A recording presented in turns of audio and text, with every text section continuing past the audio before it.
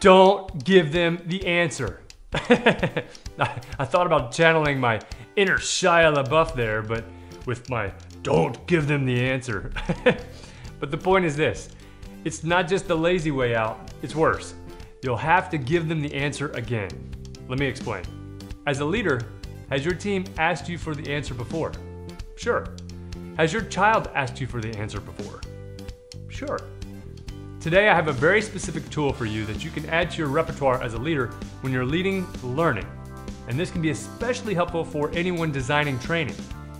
Let me ask you, what is your initial instinct when I say, your boss has just asked you to train the rest of your team in how you do your job? What was the first thought in how you would do it? Now, I was helping a friend recently tweak their training offering so they would have a truly engaged audience, but I also shared how to ensure the content is remembered. And I mentioned to him the generation effect. Have you heard of it?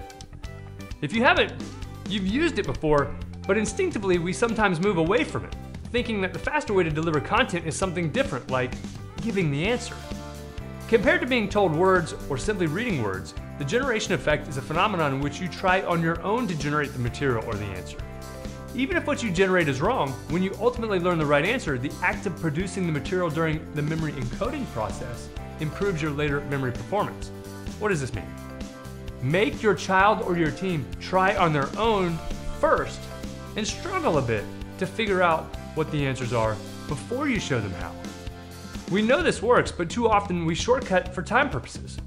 But the research of the generation effect shows that when we think we're saving time by just providing the answer, we're really just making it harder on ourselves.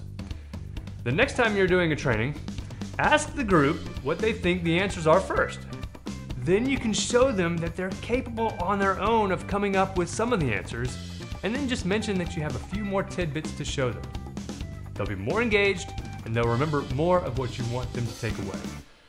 David Epstein writes in his book, Range, that frustration is not a sign that you are not learning, but ease is. Make people work for you. We share more learning tools in our trainings. Simply reach out at hello@sidekickinnovation.com to learn about our trainings for your team, or if you want to have one of your offerings reviewed by a Sidekick advisor. And do me a favor, y'all. Go win the day. Sincerely, your #1 sidekick. Oh, and if you've watched this far, be sure to like and subscribe because it helps us out and you'll be able to catch our next video. Do it! Just do it! I couldn't resist.